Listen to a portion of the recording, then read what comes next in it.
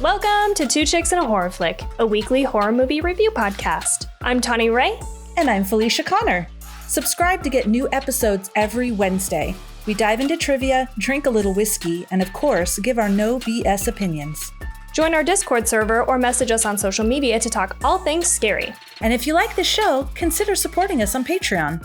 You can find all these links on our website, twochicksandahorrorflick.com. Thanks for listening. Now let's get scared. Bonjour. Holy cats and pierogies. Welcome to Two Chicks and a Horror Flick. You knew that from the intro, but I'm fucking this up because I was winging it. And I like it so far. I think it's the best ever. I was trying to be real relevant. But tonight we're going to be talking about Cube from 1997, if you couldn't tell from my really obscure references in the beginning, unless you just watched it and then you got it. Good for you. Mm-hmm. So let's start off with, what are you drinking, Felicia? Okay, so first things first, I do have some water in this. I'm so excited to tell you about this bottle. My company got us. It's called a Lark bottle. I'm literally have been waiting. You fill it with water, and then this little thing I'm going to show you. You press it, and you're going to see lights. This is purifying the water with the blue light, LSD blue light thing that's in the lid. LSD? I don't know. LD, not LDS either. USB? I don't fucking know. It's a blue light. LDD? LED. There's no drugs in it. No drugs. But, I mean, are you sure? I'm pretty sure. So it, anyways, it purifies the water. It's also self-cleaning. Wow. So it's cool. So I wanted to tell you about that. I also did get, as a backup for later when I want to drink, that groovy, bubbly, non-alcoholic rosé. I'm addicted to it now. It only comes in 4-packs, which is a bummer because I just really like it. And then last but not least, I'm drinking rosé, real rosé. Real. And it is shit. I thought that I would remember. I think it was Don Chalet rosé. But my husband, Steve, got me a special. He's like, this is a special wine glass for your podcast. I thought it was perfect. Oh, I'm excited. For those of you who can't see, it's a wine glass. It's plastic. That is a red Solo Cup wine glass that he found at Total Wine. I love that. And it was so not what I was expecting. I thought you were going to like show me something fancy or something horror related. It would be so cool, right? Like some beautiful etched, like, yeah. No, it's a red Solo Cup wine glass. And he's like, I thought that was perfect. And I'm like, okay, do you listen to our podcast? I mean, it actually is. Yeah. If it was fancy or if it was a red Solo Cup wine cup, I think both would totally fit. I agree. It's like just that. Not quite what I expected, but it is relevant, I think, because we do talk about, you make fun of like my glasses because they're not the right glasses. Yeah, you're fun, like, old fashions with cherry juice just switched around, or like drinking stuff in wine glasses because that's all I have. Like, yes. Yeah. So that's what I got. I got three going on. Awesome. Your drink city over there. Well, I am drinking. Felicia was kind enough to send me. Yes. I cannot confirm or deny if she sent this to me because I don't know. Rules. Not through the mail. Definitely not through the mail. It was like, horse-drawn carriage. But she sent me some of this beautiful Smoke Wagon small batch bourbon whiskey that she's talked about and said is really good. And it is one of the most ornate bottles I've ever had. And it's really pretty. And I tried some, I just took a sip the other day to just see what it tastes like. And it is super smooth. What Felicia, I think, failed to mention, though, is that it is 100 proof. Oh. Is that why I'm getting too drunk on the show? Absolutely, dude. I was like, this bitch is drinking this straight up. Straight. No ice. I put ice in mine. Okay, because I gotta dilute it a little bit. I can't be going 100 proof. I'm gonna burn my goddamn esophagus. Oh, but shit. Felicia, I didn't even think about that because I'll have like a few. it is strong. He just has a bunch of bottles, and then I pick one, and I know particularly I like the flavor of that one, so I just pick it. I'm really glad you like it. When you said you're like, oh, it is really good, I was so happy. Yes, I'm so excited to drink it. And actually, I told Jade, I was like, we are keeping this bottle for like special occasions. Like, I don't want to just drink through it. But tonight is a special occasion. Yes, it is. Let me get my solo cup. Oh, just get it. This is so perfect because we hit, as of a few days ago, right? It was like Thursday, I think. Yeah. On Thursday, which is yesterday. Oh, yeah, it is yesterday. I feel it's the longest week of our lives. I did have a very long week, obviously. It felt like it was the weekend already. Okay, yeah, you're right. Yesterday. I thought it was 2 days. Anyway, whatever. Wednesday or Thursday. Something. We hit 10,000 downloads. Yay! Here you go. Cheers. It is official. I don't even know really we're excited every milestone. Yeah. There's something about 10,000. I remember 2 years ago when we were in that little group together and in our pod, and our little pod leader, she was super cool. And we're like, there was this magic number of 10,000 downloads that everybody always talks about. And so we made it. We made it. Here we are. Here we are. It's amazing. It really does. It really feels like a big milestone. Like, I think I honestly don't know if that's like a lot for the amount of episodes that we have or how long we've been doing it or whatever. I don't care. We're celebrating it as a major deal. And actually, I don't think that, at least Buzzsprout, the hosting service that we have, I don't think they have another milestone until maybe 15,000, maybe 20. So it feels big, you know, like I feel like now it's like, you know, a big jump to get to that next milestone. So it's incredible. I'm excited.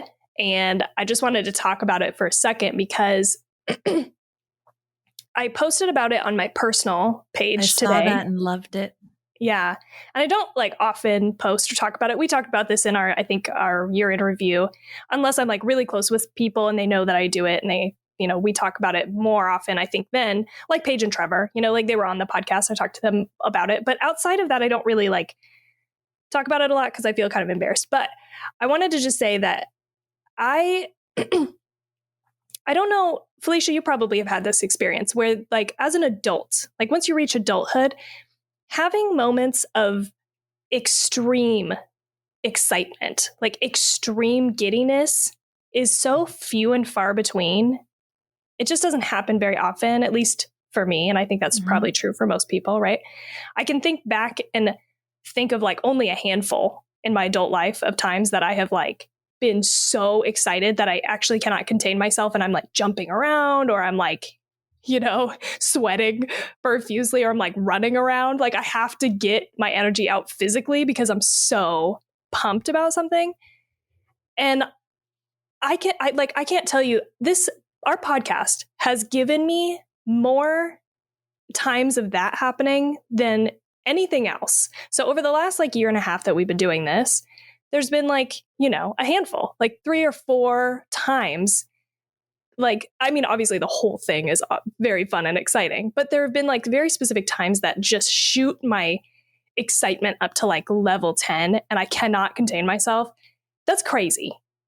To be that excited about something is just like that often as an adult is just a real gift. And I just realized that as I was kind of typing out my caption for the post today.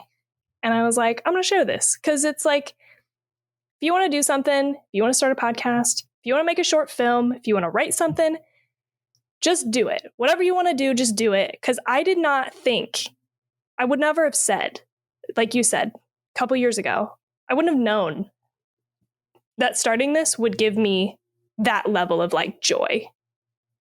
Anyway, just excited about it. Very well said. I love that. I absolutely agree and feel the same way. We had no No idea. And I'm so happy it makes you feel that way. It makes me feel the same. Like no matter what's going on, we have our Friday nights, or if it's a, Saturday morning or a Sunday morning, whatever, but we have our weekly meeting and it's so much fun. And I agree, really special people and special experiences. I'm really looking forward to, gosh, that question now that people ask in interviews, which is stupid and boring. Where do you see yourself in 5 years? Or where do you see yourself in 10 years? Thinking about it with the podcast is kind of fun. Yeah, totally.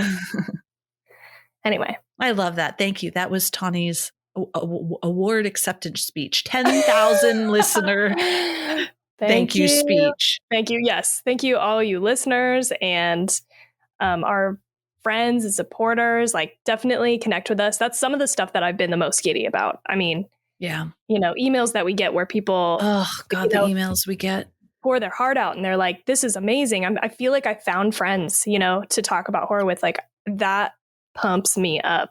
So very exciting. Brings tears to our eyes, not in a sarcastic way. Like, we literally love it. Yeah. So special. Yeah. Yeah. Anyway, you're awesome. Yeah, you are. We'll keep it moving. Felicia, what have you been watching? Listening to? Gosh, I've been working real hard for my day job this week. So I haven't been able to listen much or watch anything, but I did watch one thing. It was my daughter's birthday was on Wednesday, and in the evening she wanted to watch a movie. It was called Love and Monsters. Okay. And it was a horror comedy with I think it's a horror comedy, but it was I really liked it. At first, I'll be honest, when they were like, we're going to watch Love and Monsters, I'm like, okay. Why? I'm not going to watch The Raincoat Killer. No, I'm just kidding. I'm kidding. No. Because I don't know why. Because I do love romantic comedies, and I do.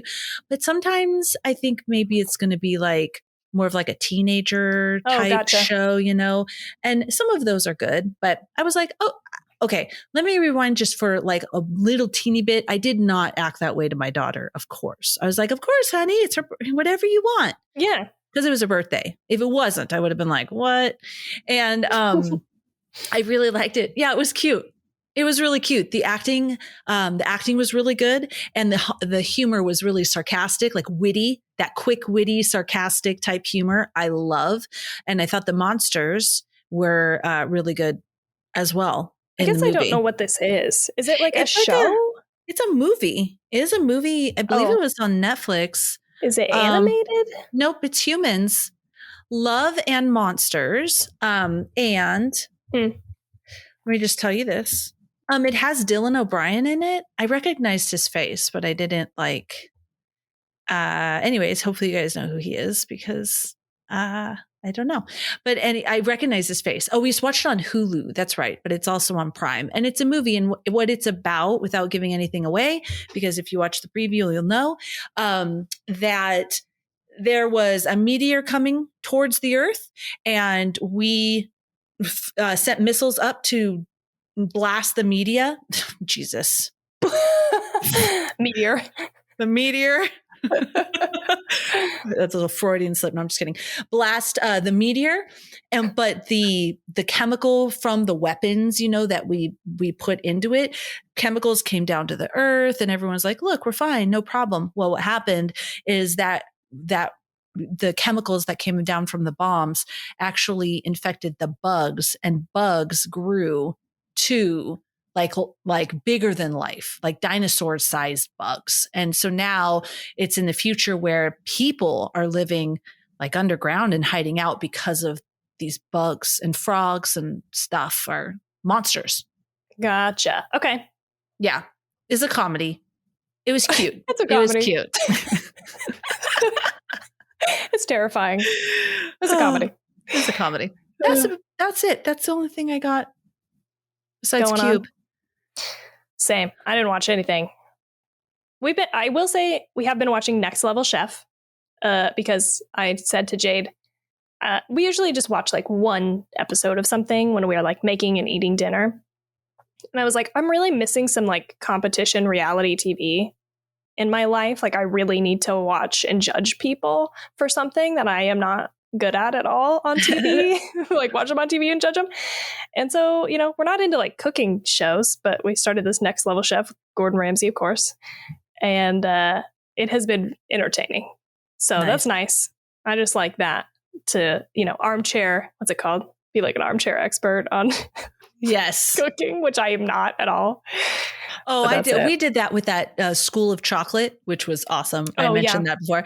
And they were making something. I'm like, are you kidding me? That does not look like a flashlight. I couldn't even make a tube out of chocolate. I probably couldn't have even laid it flat. Yeah. But, that's can't even what it's melt for, chocolate right? Yeah. Probably.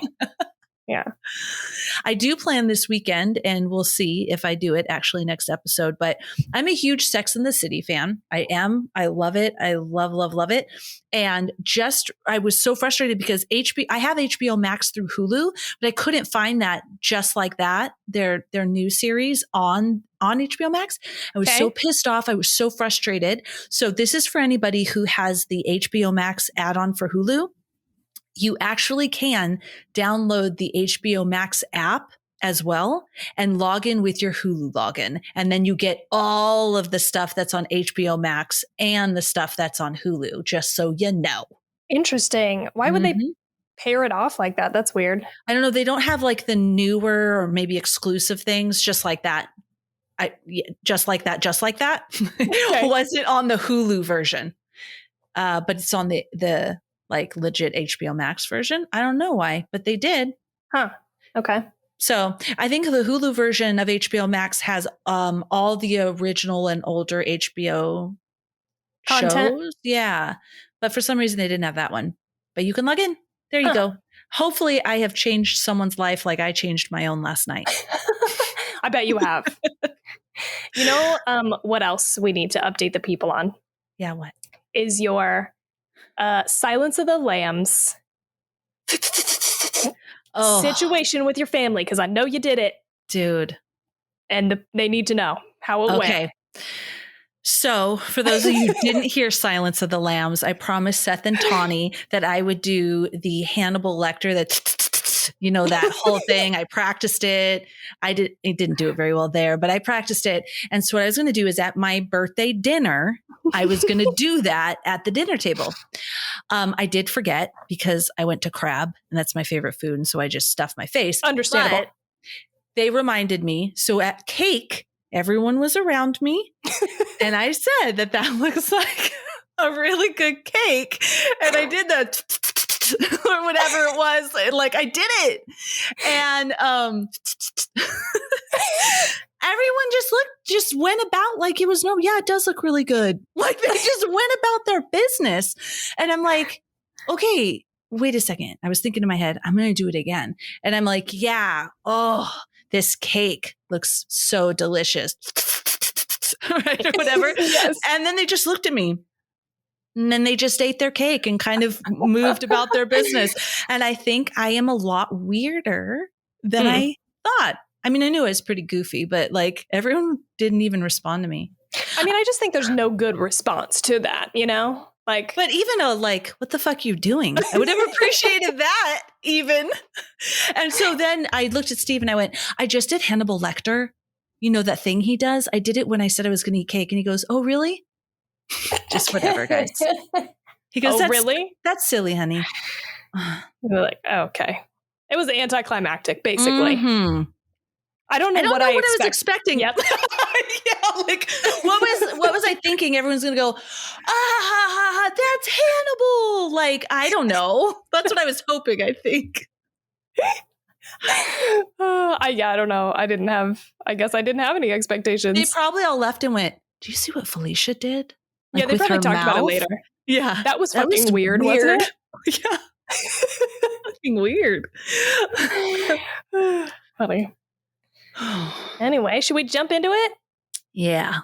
Let's talk about this movie. I just need to give a quick update because I had tasted this before, but now I'm like fully drinking it, and it is so fucking good. This whiskey. Good. I'm really glad. You guys should all go out and get that whiskey. Mm. Steve actually just bought some when he went to go pick up my goods. He got himself another bottle. It's always something that we have in stock, like at our house. Yeah. We always have it stocked. Okay, so we are talking about Cube, the 1997 Canadian independent science fiction horror film directed and written by Vincenzo Natali, I think is how you say his name. So, Vincenzo has done other movies he's done is Splice, In the Tall Grass, and Cypher. I have not seen Cypher, but I like those other two movies. And I will say there's like a same vibe in all of these movies. So that was interesting to me. And he's done a fuck ton of TV.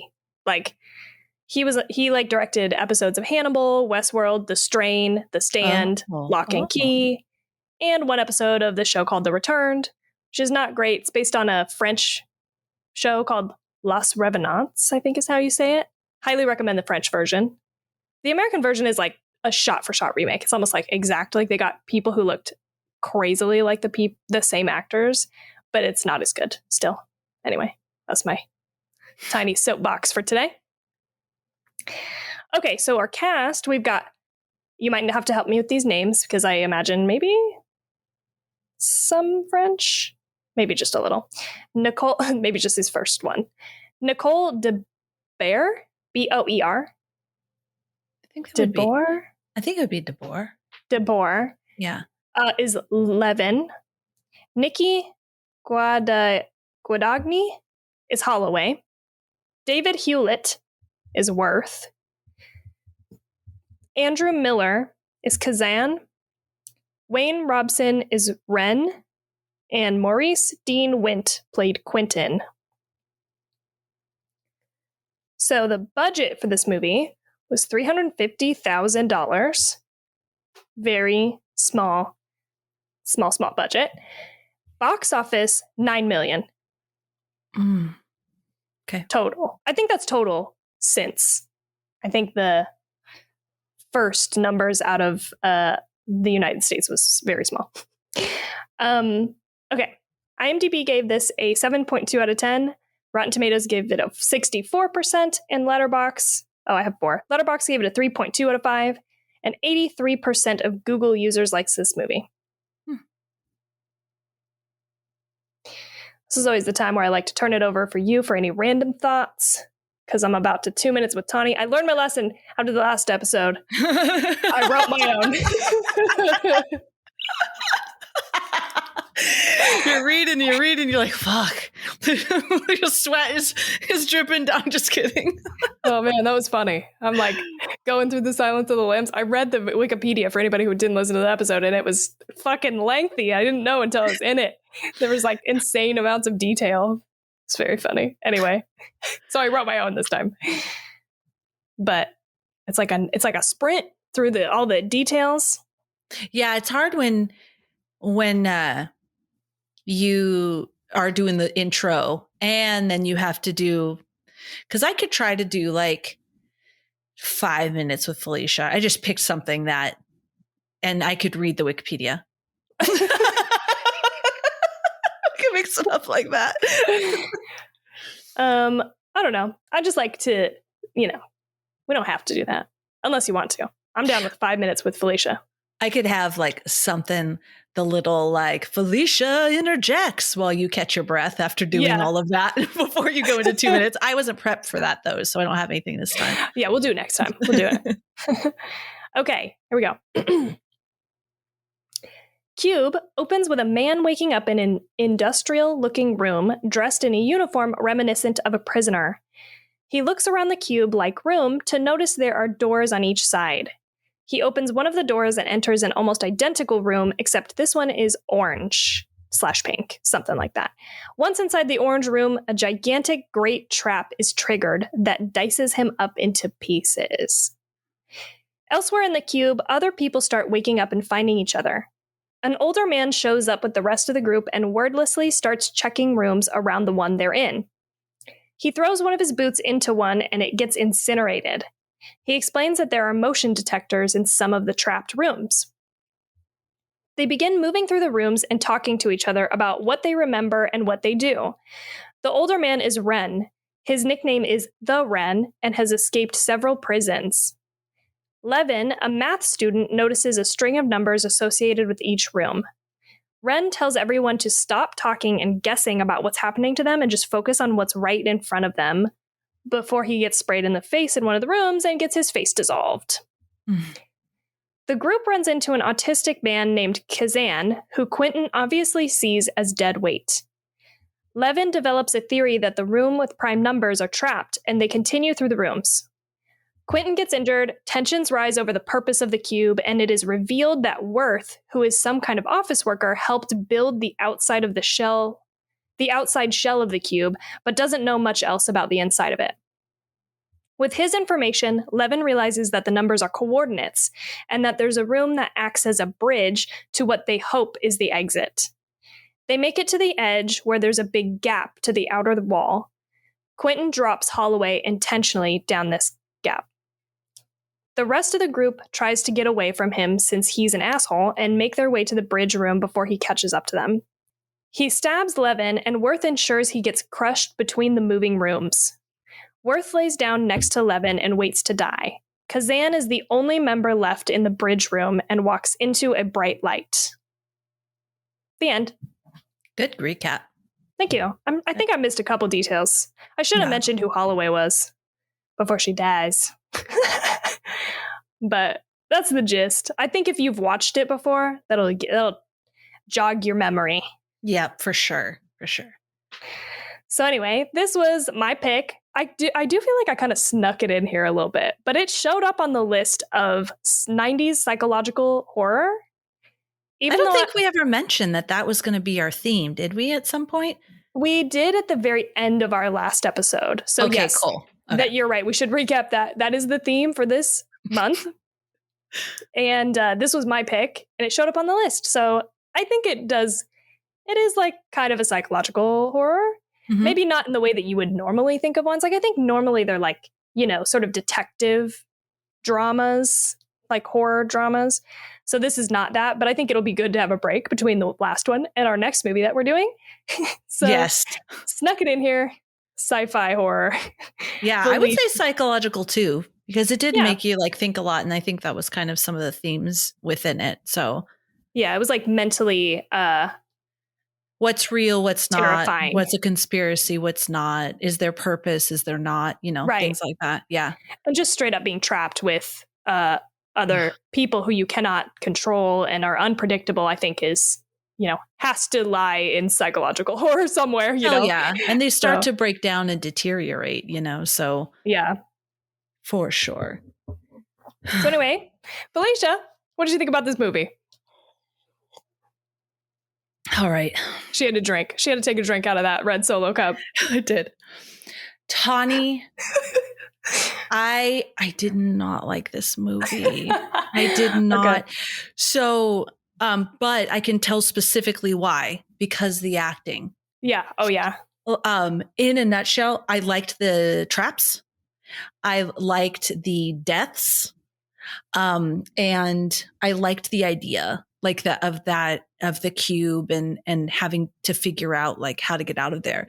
So I did like those elements. The acting was so horrible.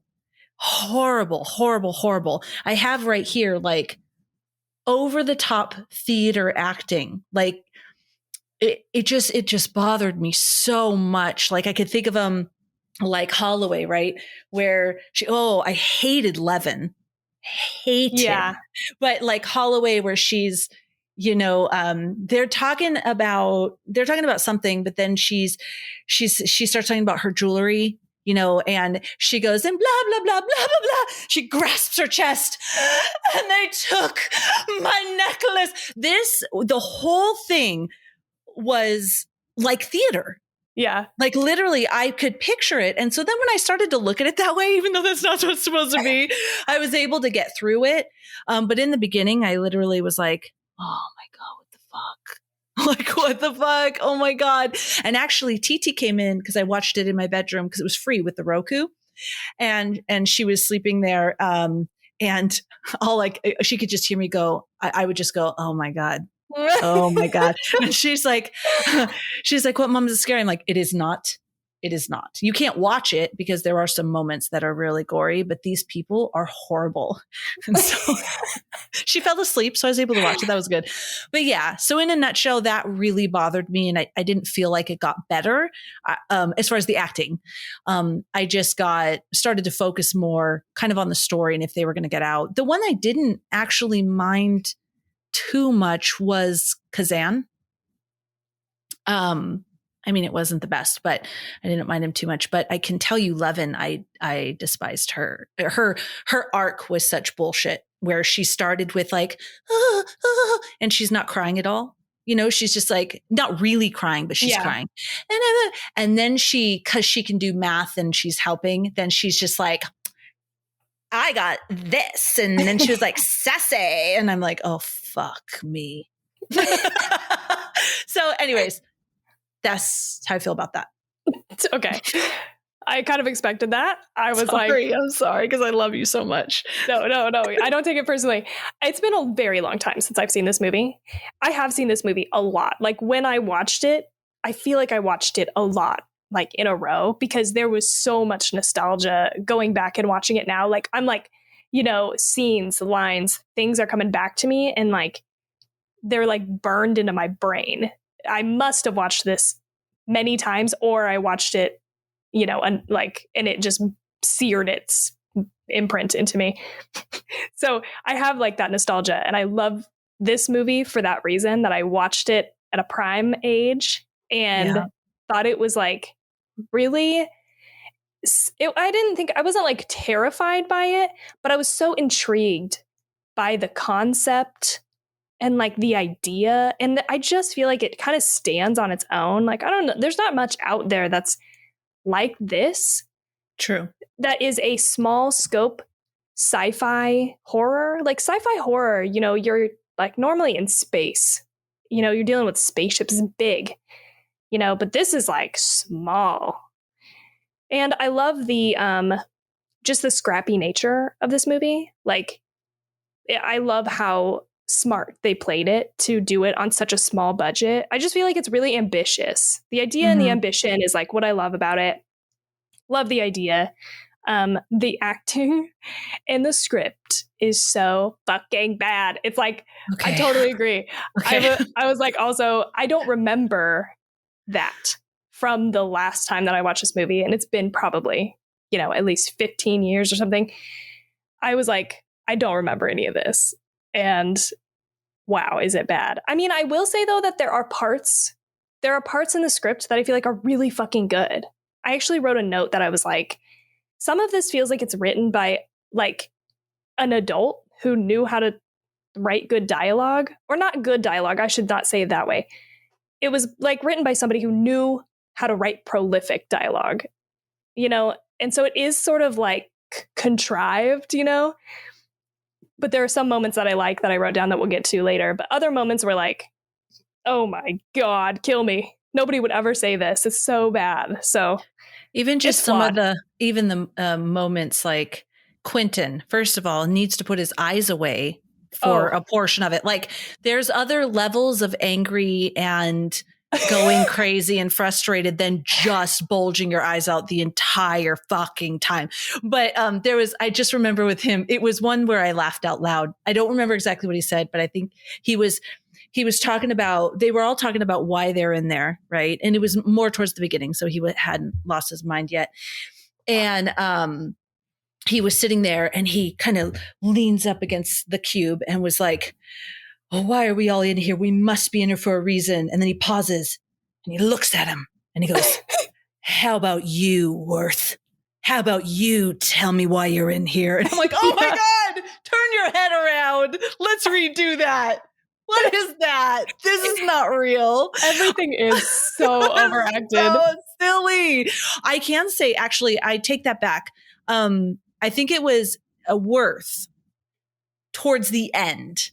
I started liking him as a character, gotcha. Like when he was helping and stuff like that. I didn't hate him at the end. I thought he was good. Yeah. At the end. In the beginning, with his just always his face like looking up, I'm like, fucking shit. But then, you know, as he started like helping and figuring stuff out, I liked him. Yeah. It was like, the direction was like, just give me more and more and more and more. Like, these people in the back of the theater need to hear you and see you. That's what it was like.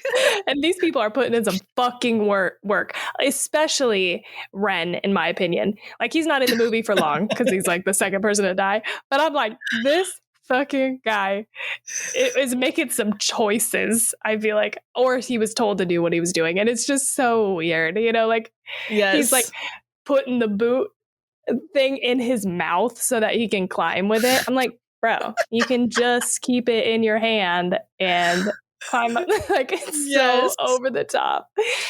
Yeah. I do think the worst character for me was Levin, because I just hated, I didn't like her fake sniveling in the beginning, because there was just no tears there. Like, somebody put some eye drops in her, something. She's supposed to be panicking. And then just that switch really fast to a snotty, sassy, like, I just didn't like it at all. I guess towards the end, she wasn't as like kind of obnoxious, like that snotty thing I'm trying to say.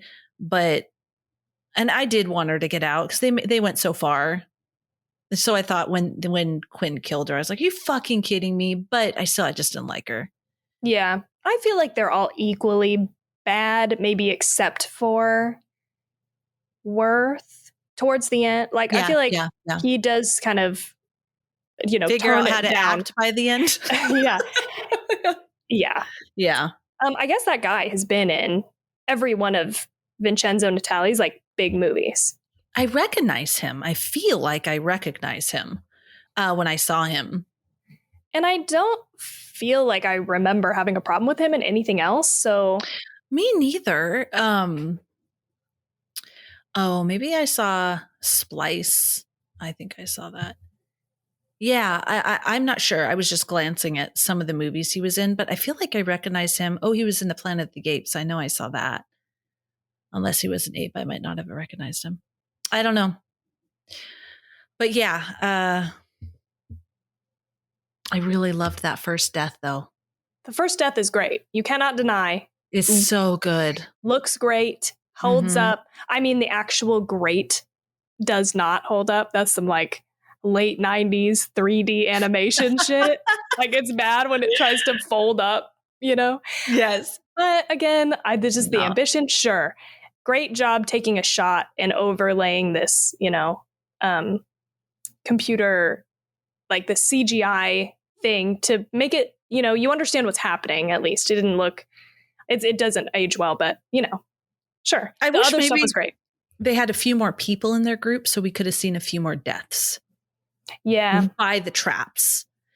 Because you get that one, and then you get the face one, which was super cool. The other one, that Nick's Quentin in the leg, I would have loved to see someone get up in that one.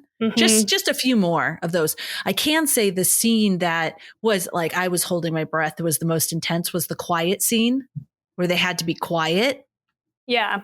That was good. It was tense, and I thought that was done really well. I wish somebody would have maybe just have someone come up through the bottom. It didn't have to be one of our main people, but come up through the bottom. Yeah. After that, it does kind of, you know, no more traps. Get people, basically. Great death for Quentin, though. That was cool. Yeah. It was pretty much the cube moves and just rips him in half, right? And you see the blood just dragged across. Yeah, that was cool. Yeah. So let me tell you a little bit about how this came to be, because I find this interesting. So though Vincenzo had the initial inspiration to make the film set entirely in hell in 1990, it wasn't until 1994, when he was working as a storyboard artist assistant, that he had completed the first script for Cube. The initial draft had a more comedic tone and featured surreal images, a cannibal, edible moss growing on the walls, and a monster that roamed the cube. Roommate and childhood filmmaking partner Andrei Bijelik, I think, helped him. Natali stripped to the central idea: people avoiding deadly traps in a maze. down to its essence. After writing Cube, Natali developed, which by the way, I think that's a great call. Like, I don't like the idea of the rest of that shit in here. I'm like, what I like about this movie is that it is a simple idea. And it's just, even though the acting and the script isn't great, I do feel like it's executed well in the other ways, you know, like, so this is like over the top shit that I don't think we need. Sorry, where was I? So after writing Cube, Natali developed and filmed a short entitled Elevated. The short was set in an elevator and was intended to give investors an idea of how Cube would hypothetically look and come across. So it was basically just like a proof of concept. While working on Elevated, cinematographer Derek Rogers developed strategies for shooting in the tightly confined spaces in which he would later work on Cube. And I don't know, I think I'm missing a word there. In which he later would use to work with on Cube, because he was this director of photography there too, or the cinematographer, because he was the cinematographer for that too. The short eventually helped Cube procure financing. Cube was shot on a Toronto soundstage. So like everything is shot, you know, in isolation, which again, I think they do a good job of like some close-ups and some montage stuff that make you feel like you're in the much bigger space than you are. Yeah, totally. Because they only built the one room and a partial room so that they could do shots into the next room, you know, over. Okay, yeah. But that's it. They have one cube. So they just changed the lights in the cube to make it seem like, different rooms. Yep. And because of that, they actually shot in color order, because the process of changing the gels for the like walls was time consuming. So I think they originally, it might have said that he wanted to shoot it in sequence, but like there just wasn't time for it. I think it was shot in like 20 days, very fast. So they did just go color by color. Interesting. Isn't that's got to be hard too for the new actors? Just kidding. They probably have a history of acting in theater, but for the actors too, though, to be like, now I'm in the blue room and I'm at this level of, you know, mental state, but now my next scene, I'm in the blue room at this elevated, and now I'm in the blue room, my body's getting cut in half, or whatever the case may be. You know, yeah, so totally. Yeah. Because you got to be like level 10 in the red rooms, right? Because the red rooms is where kind of some of the conflict happens. And that's like high energy level. But then you got like the white rooms that you'd have to do probably later or before. It would be hard, I think, to jump back and forth. But I don't think that part is a issue. Like, I don't feel like I can pick up on that through watching the movie. And I think they do a really fucking good job of just, again, making it feel like it's this actual functioning, fucking moving cube set. Yeah. And so I'm just so impressed by that. But they do make it seem like they're going into a bunch of different rooms for sure. Big cube. Yep. Yeah. But I wanted to say on the elevated thing, the short, I watched that, found it today, watched it. I'll put the link in our Discord. It's like 20 minutes. I ended up watching like the whole thing. I put it on just to kind of see, but it actually grabbed me and I ended up watching it. And I think it's better than most like short films that I've seen like this, which haven't been many for proof of concept type things. I was impressed. I thought it was good. And actually the same guy is in it, right? Who plays Worth. Oh, okay. And I feel like he does better. I definitely think they're still like overacting, but there's something about it that it's just not as over the top. And so it actually was, I don't know, I was surprised. It was good. I would like to see that. Yeah, definitely share that link. I will. I have a question that was so I was searching for this meaning of this movie in my head. I read a couple articles, but I didn't dig into it too much because I was like, I read something that was like, the purpose is there is no purpose. There is no other. And I'm like, that just whatever, fuck off. Just because of the acting. But in this one part, you know, when they find out that Worth was the architect for the shell, and they're like, you know, oh, it's the government, it's a conspiracy theory. Holloway was saying, no, there's no conspiracy theory. And he's like, no one is running it. That's the thing. We're just here. There's no purpose. No one's running it. No one's up there. No, he was making a big point of that, which it didn't resonate with me because somebody is, in the sense that Holloway asks Worth, how long ago did you first find out they were putting people in here? And he said 2 months. Okay. Somebody is putting people, somebody is kidnapping people from their homes to put them in the cube. Somebody. So those somebodies are somebody that knows about this cube and are putting people in there. There's definitely people running it, unless they just randomly like, oh, we heard about this cube. We kidnapped a bunch of people. We put them in there and then leave and forgot about it. But you know what I mean? That whole argument that there is no purpose. There is no one watching us. There's no one involved with this. Well, no, there absolutely is. This chick was eating a pierogi. She went to the fridge and blacked out and ended up in this cube. So there's definitely someone running this.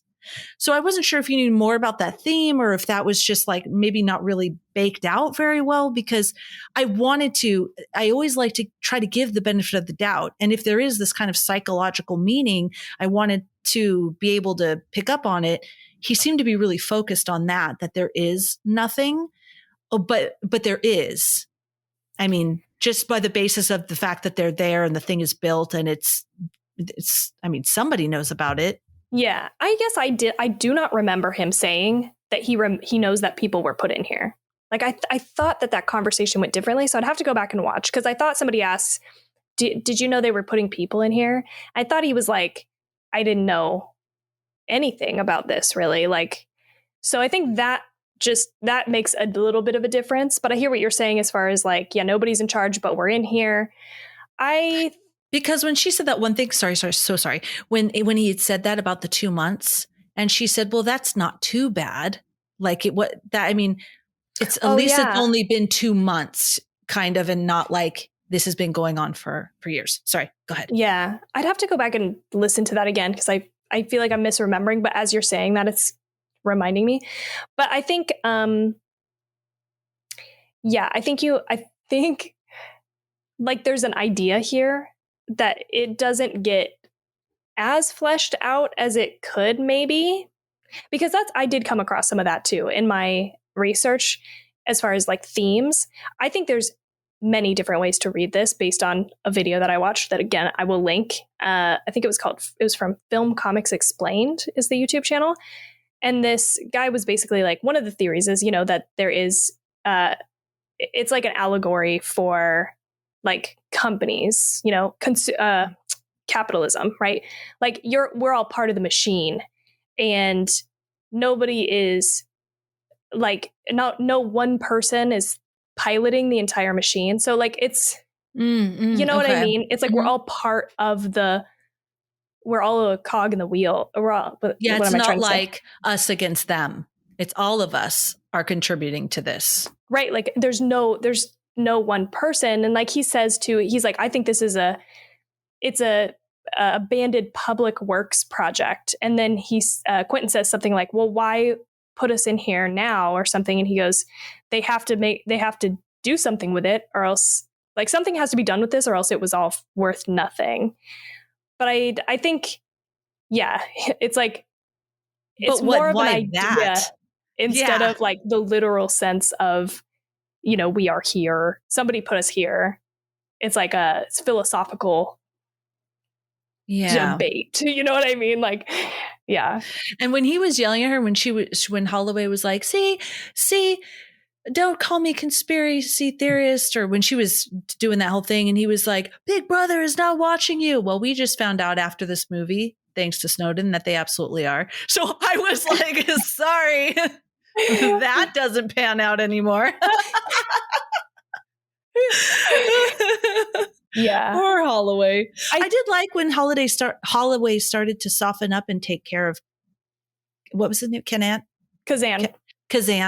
I thought that was nice. A nice touch. I didn't like that. Dude, I was trying. I appreciate that. But I was like, okay. I don't know. That felt weird to me. I like the thing though with not all of it, like when some of the interactions were weird, but when they were going to leave him and she made that speech about we're still humans. Like, you're going to leave him in here?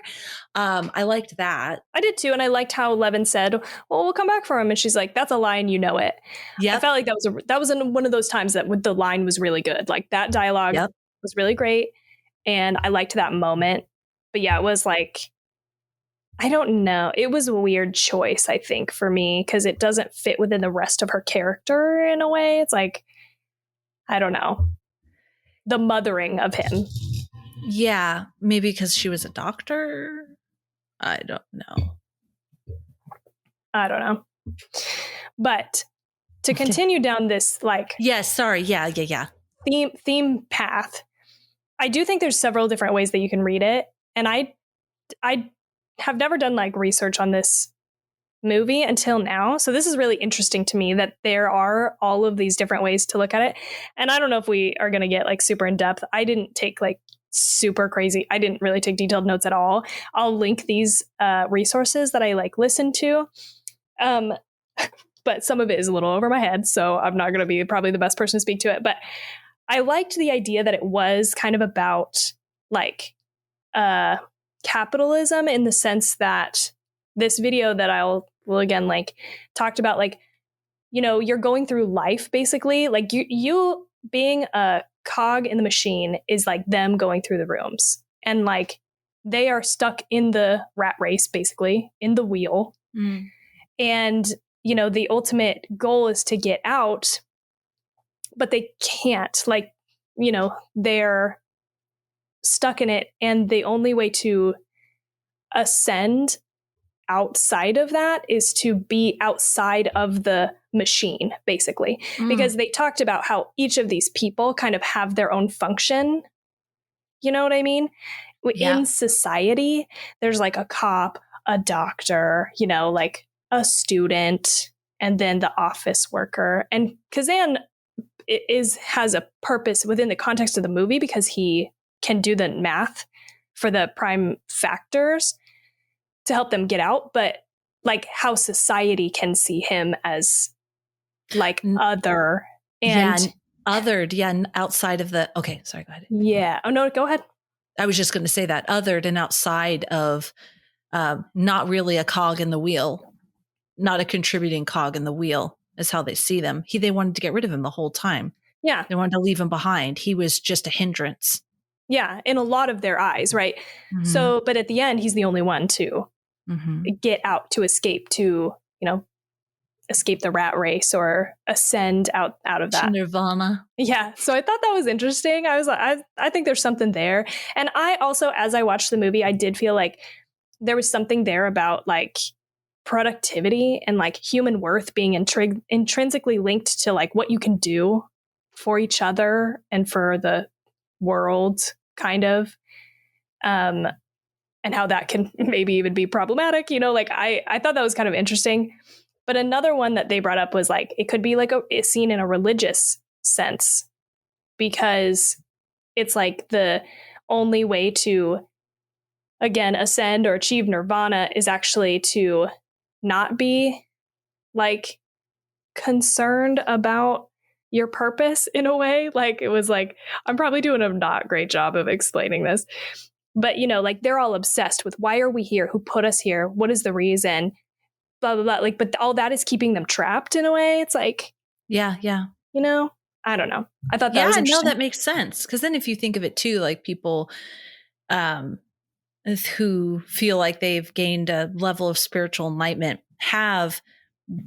are outside of the norm and have like meditation or, you know, deep religious experiences or practices have like I don't know what I'm saying. Hold on. What did you just say? You were saying you were the way you were talking about the religion piece. Oh, the purpose. Sorry. Yes. When they've surrendered. And the whole thing now, not now, it's been a long time, but of being in the present. And you're not even focused on what is your purpose? what am I? That's not the focus. It's about being in the present and surrendering to the present and just kind of moving and flowing through life. Yeah. That's what triggered in my brain when you had said that, when you were talking about that. Yeah. Interesting. I didn't see any of that, but I just don't, because I didn't see it. But now that you mention it, I think that's very cool. I can see the capitalism one more. Yeah, I feel more drawn to that as well. I feel like there was a lot of even some lines and content in there that support that. Yeah, but it is sort of like, at least it's a different level, because like you're talking about, in the movie, literally somebody has to be in charge. I think some of the philosophy kind of, or some of that falls apart a little bit when you take it literally in the movie, but when you kind of take it to the next level philosophically, like I think that is when it makes sense, and it is sort of like see through a little bit on like what it's trying to do. It's a little contrived with the dialogue and everything, but I appreciate the effort. And I think, at least they were trying to do something, and it wasn't just, we're stuck in a cube and there's traps. And I mean, that wouldn't have been bad. I like movies also that are just, popcorn. But we would have needed a reason. Yeah. Like, why are they in this cube in the first place? So either it's this larger kind of philosophical idea of capitalism that they're portraying to us, or there's at some point we're going to learn, even in the Matrix, we reach a peak, right? And then other stuff is revealed and then we move on. I don't know if, I mean, it could have worked. You're probably going to say something about something that did. If it was just like, we're in here and then we're going through here and then we escape, you're like, but why? Where? Who? Yeah. I mean, I think this is where I like his argument about like no one's in charge because everybody's their own tiny part of this, both like in the cube, but also outside the cube, and how the cube got created, and how he's like, I leaned on my shovel for this on months. This was a great job. I made tons of money, and I didn't know what was going on. I only did my tiny little piece of it, and that's how you do this. Is nobody knows of what is going on. I liked that part of it, just in the thematic sense of like systems as a whole. Like that just is how it is. Anything and everything. I work in a company. I don't see 90% of what the fuck happens in the company because there's no time for that. Like everybody just does their own like little thing. So I don't have like visibility to the larger picture. I don't know. I just think it's an interesting concept that's a way to like, that's the way that we are now as people, because our lives have gotten so big with technology and everything. It's just like, you can never comprehend any and all. What your part is. And yeah, everything is so big and complex and multi-layered. Like I liked that from a philosophical, like thematic sense, I guess. You think about even when they were creating the atomic bomb, and the scientists that were working on the technology didn't they were so focused and excited about the technology that they were creating, not even thinking about what the technology was actually going to be used for and the devastation that it was going to cause. Yeah. They were their one part, and it was exciting because they were learning new things and new things were happening in science. And then someone else stepped in who had an idea for this, or it was their plan all along, and created bombs. And then from there, you know what I mean? Yeah. Absolutely. It's interesting. The one last thing that I'll mention, just as far as like thematic type stuff, this I got from the Faculty of Horror episode that they did on this. And they go deep into the themes too. So again, I'll link this.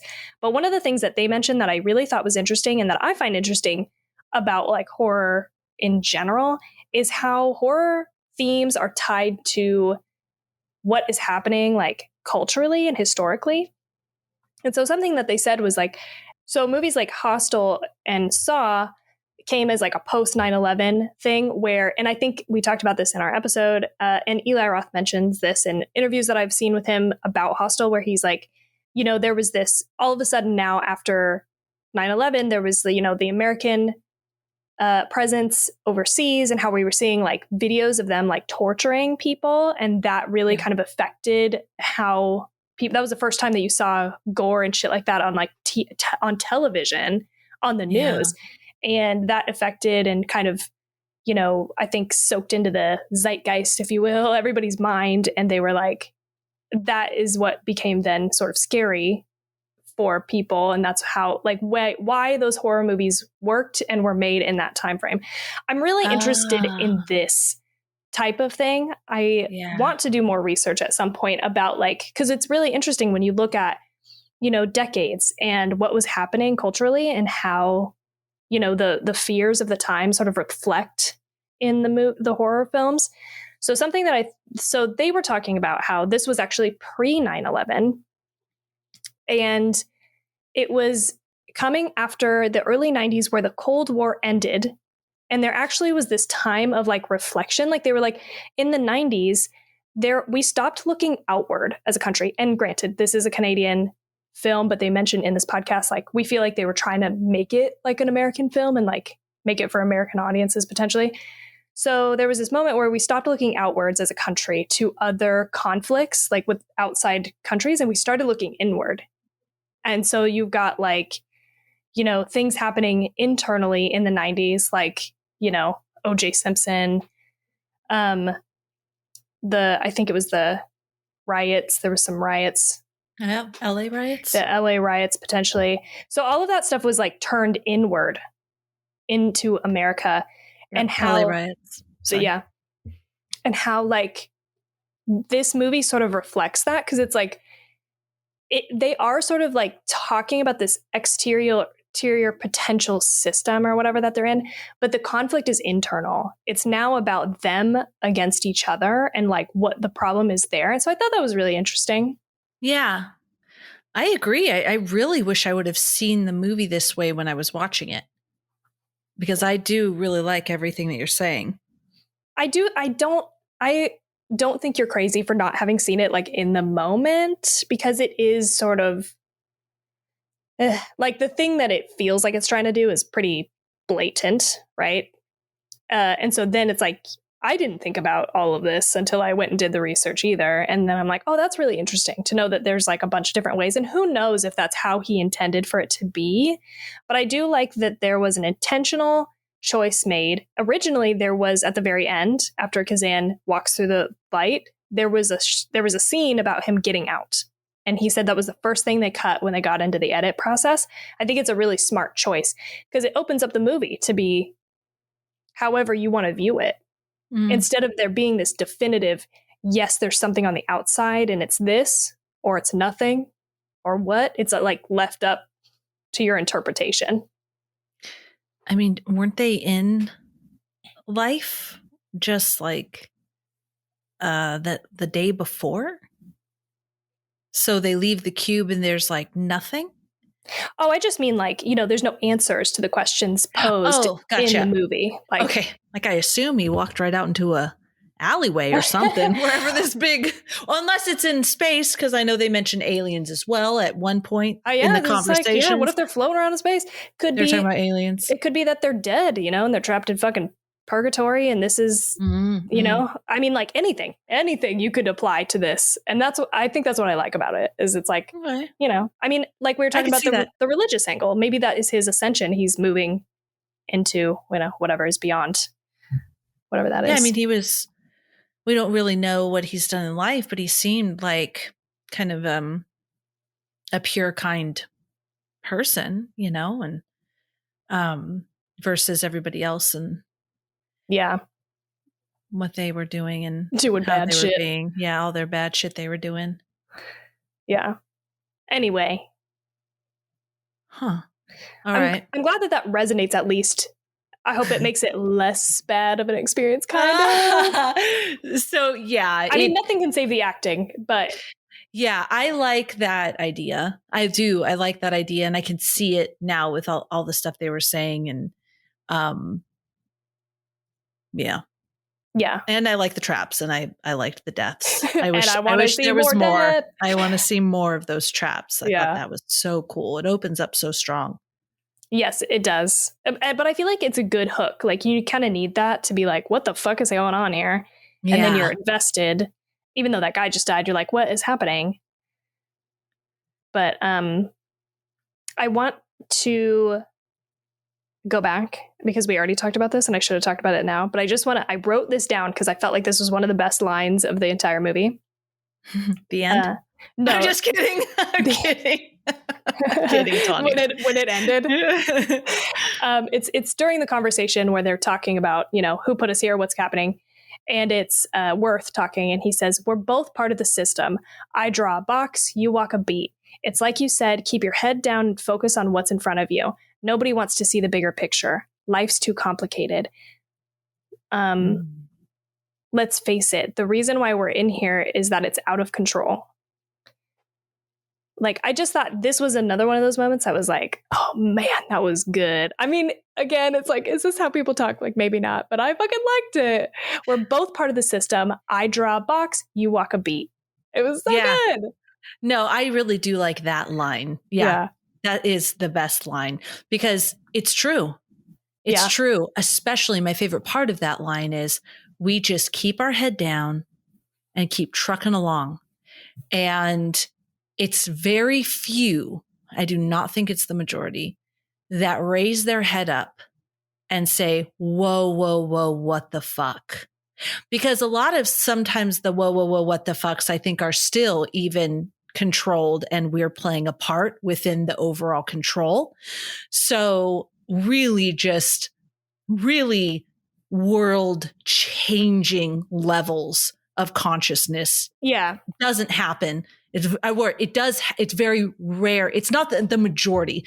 I don't want to say it's very rare because I think we're living in an age now where a lot of people are starting to look at things in a different way, wanting different things for their lives, realizing even down to the little thing, like people have worked from home and seeing, wow, what do I really want? So more people are opening up.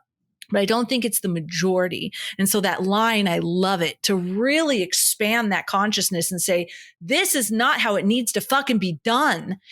The unfortunate thing is, we can say that and we can really start, I don't know, have an element of that in our lives and really feel good about that. But then to what level? Like, hey, you know what I mean? We need masses of people doing that to make true significant change. Yeah. So that quote was awesome. That just got me all fired up. Like that part is so good. And then you've got these other fucking lines out here where people are saying, holy cats, or look around, take a good long look-see. I was like, stop.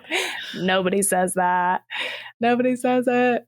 Just when I can't.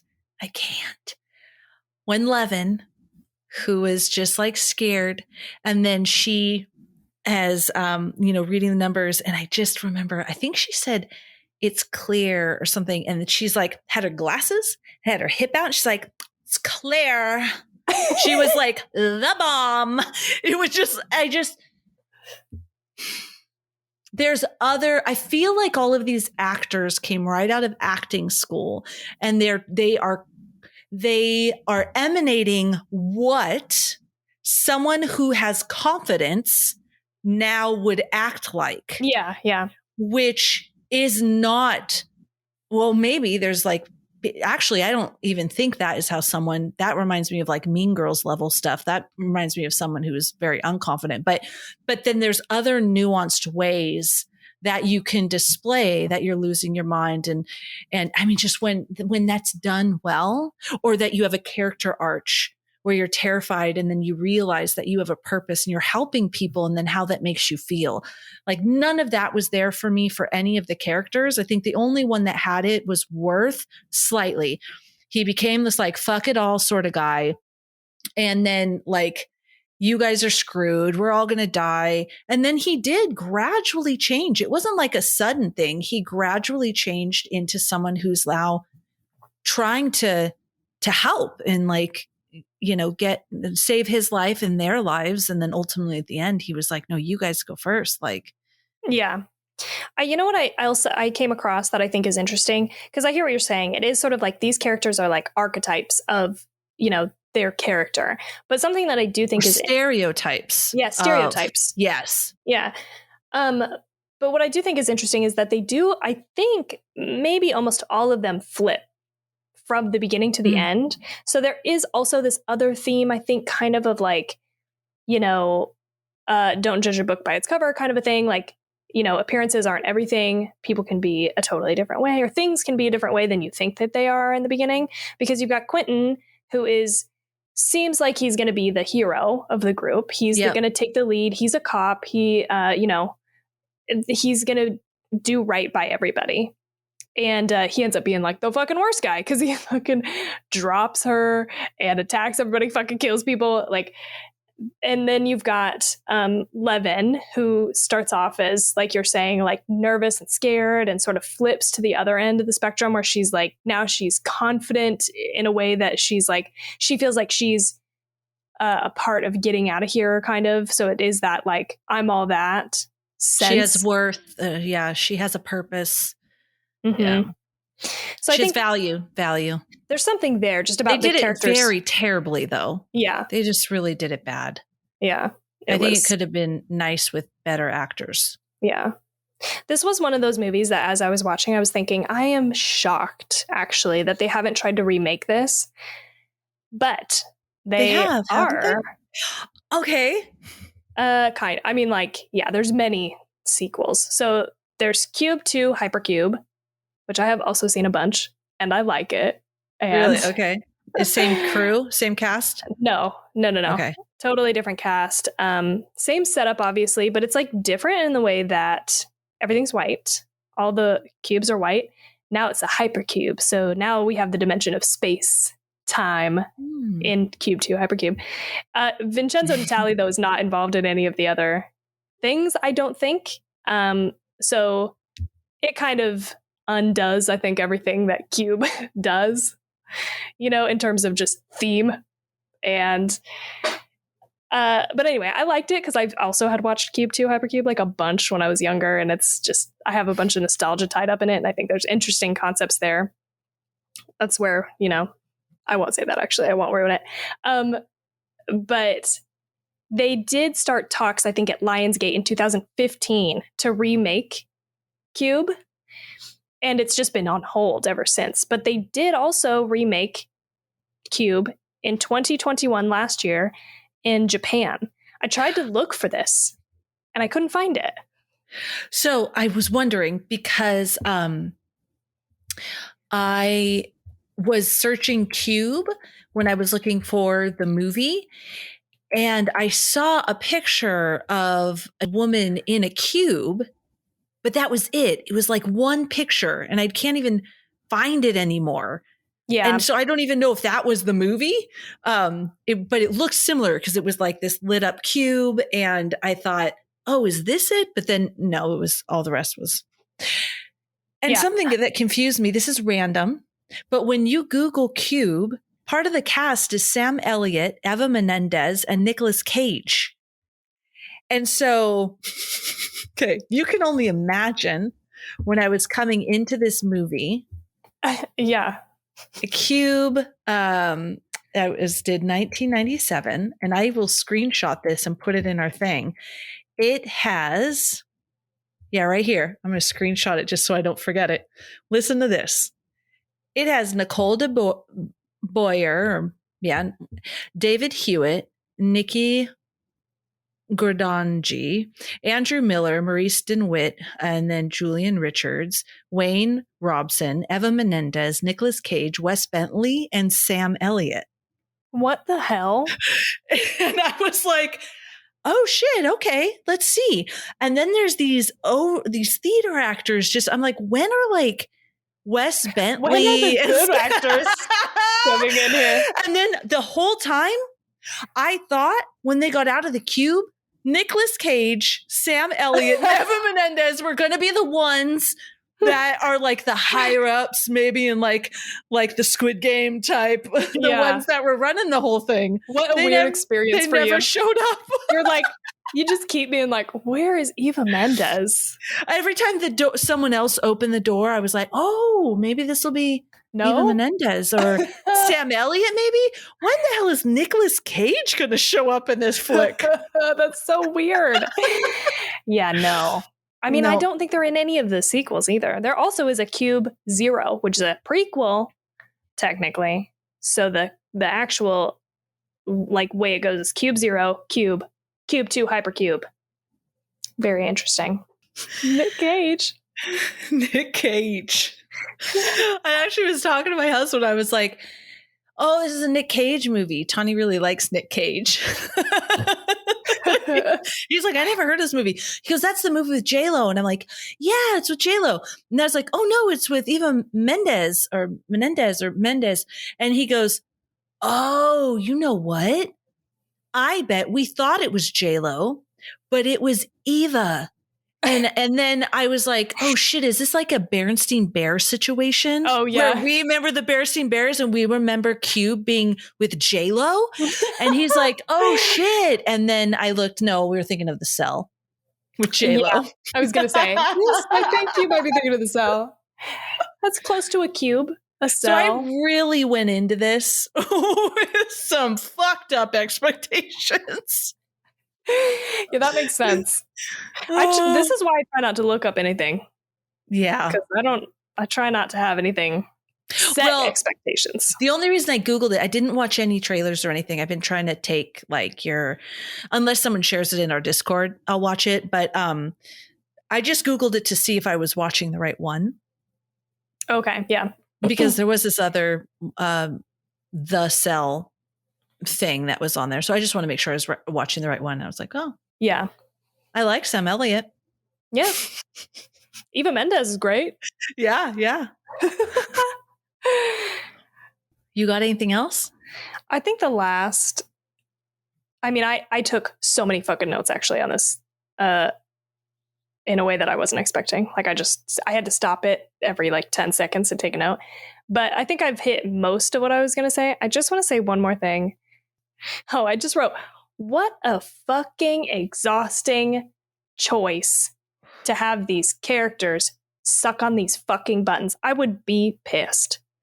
As an actor? The actor, yeah. And I was like, I have to suck on this fucking button for how many scenes? Are you kidding me? Yeah. I just feel bad for them. Yeah, that's a really good point. By the way, looked this up. This does not help at all. In case you'd wanted to know. This doesn't do shit. So not only does it not work, they made him do it and it doesn't even work. I'd be pissed afterwards. The only thing that it does is like it gives you, it keeps your mouth from being dry, but it doesn't like keep you keep you hydrated. This is like a myth that I believed because of this movie for years.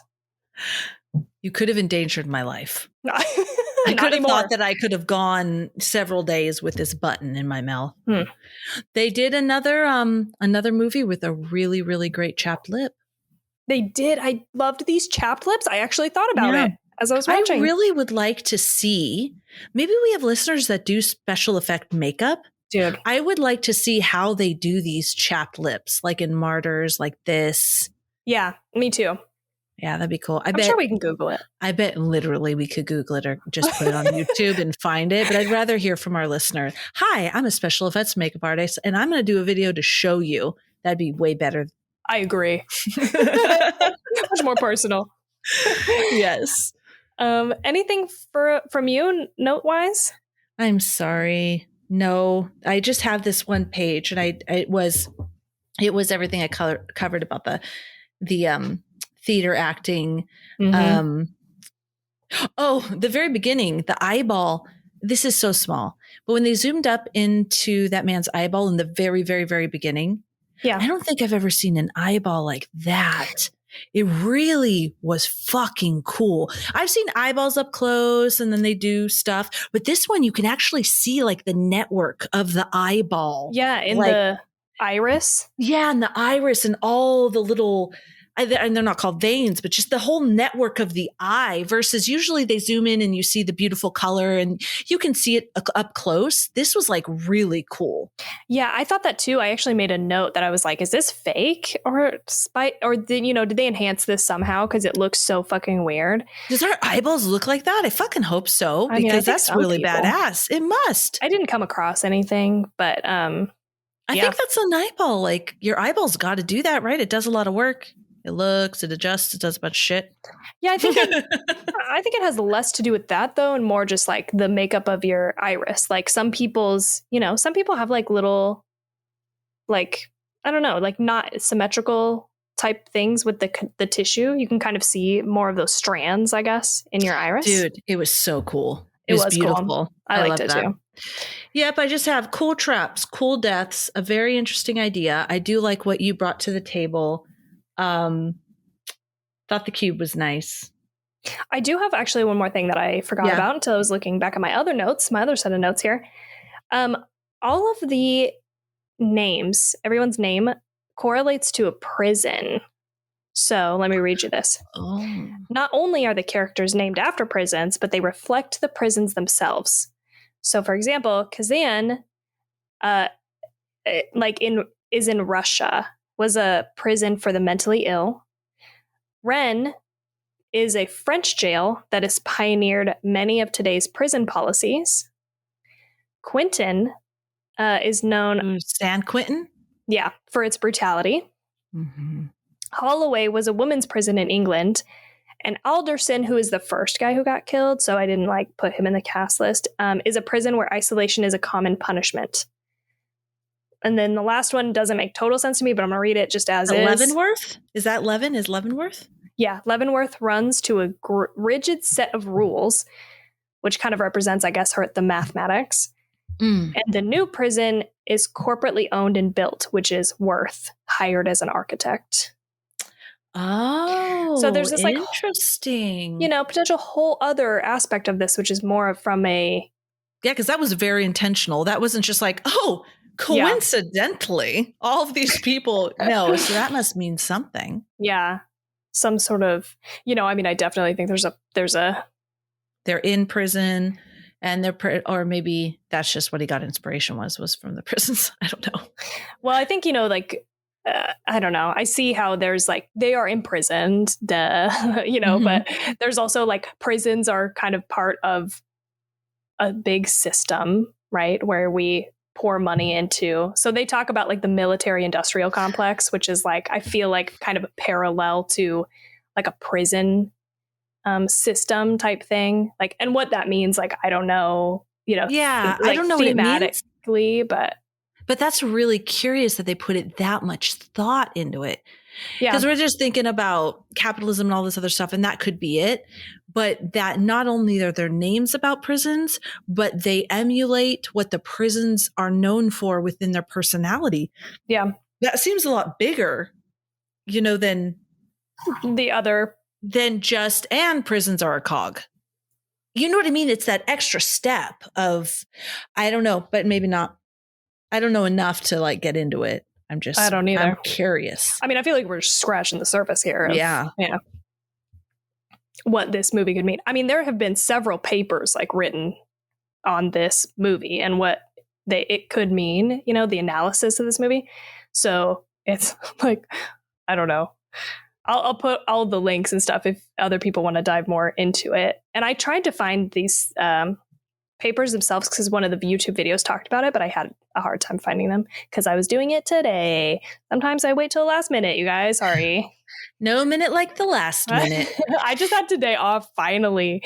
I still ended up working a couple hours, but the week has been crazy. So I was I just have to wait until Friday to do the research, All right. Yep, that's it. Okay, are we ready to rate it? We're ready. We're ready. Okay. So what are you going to rate this movie? All right. So what I'm going to rate this movie is a 2.75. Okay. I do like I mentioned, the things that I did like, and I do like the themes. I just would have really liked to feel those themes. I would have liked to have that oh yeah, sort of feeling and moment. And maybe it was just the acting that bothered me so much that I couldn't feel that, even if it was there. Yeah. But yeah, looking at the other movies I've rated between like 2 and 3, I feel pretty good about a 2.75 for me. Okay, that's not terrible. I don't hate that from you. I think I'm going to give it a 3.25, which I don't think I've given anything ever, actually. Nice. Because I feel like I like it. I mean, listen, I'm going to say all day that I love this movie because I do, because I have like nostalgia, tied up with it.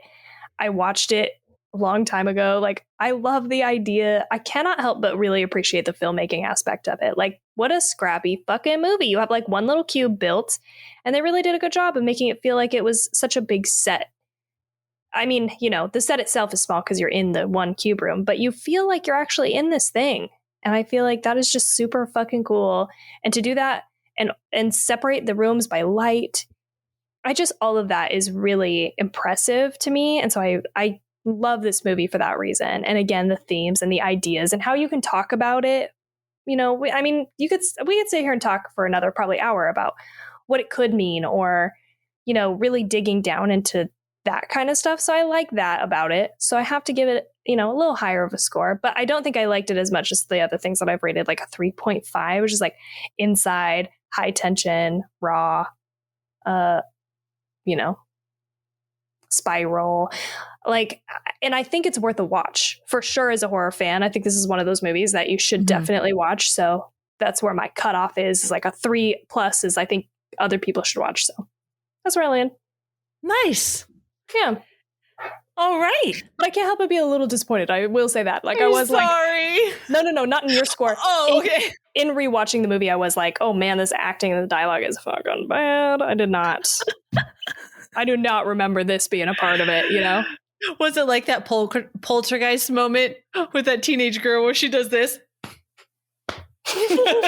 She does that whole, you can't see me guys, but when she does this whole different arm movement just to flip the guy off, I still thought that was better. You were like mad. You were like mad about that, I think.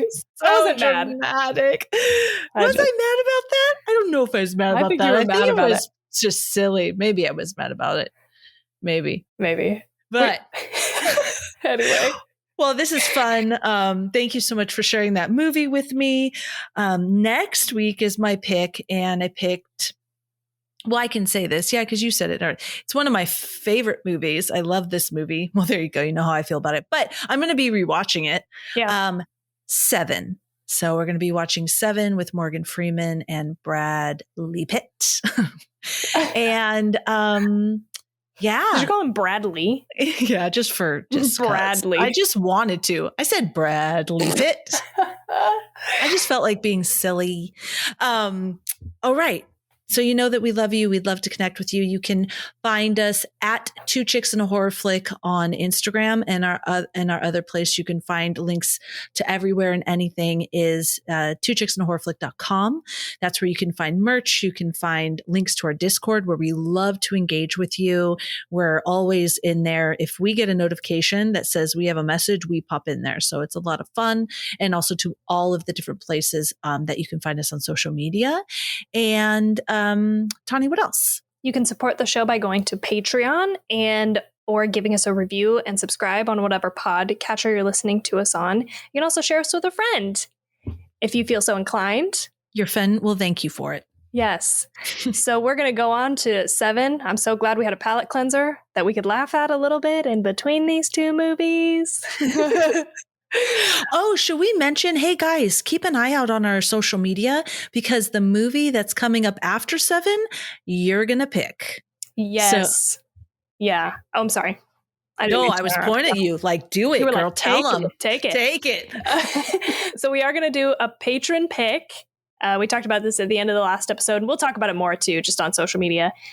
But we're going to toss it out to everybody on Instagram. Throw in your suggestions for what you want to be the last movie. And then we'll take those suggestions and, slim them down to maybe a handful of options. And then our Patreon members are going to pick. They're going to vote on which ones. And that's going to be our last episode.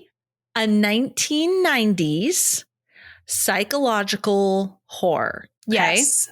Yeah. So you got to keep with the theme. But yes, any suggestions go. Yeah. Just within that theme. And maybe, the theme adjacent, like Cube. Yeah. Just psychological, I think, is the key. Yeah, the key. Yeah. But anyway, we'll see you guys next week. We hope you have such a good night. No nightmares.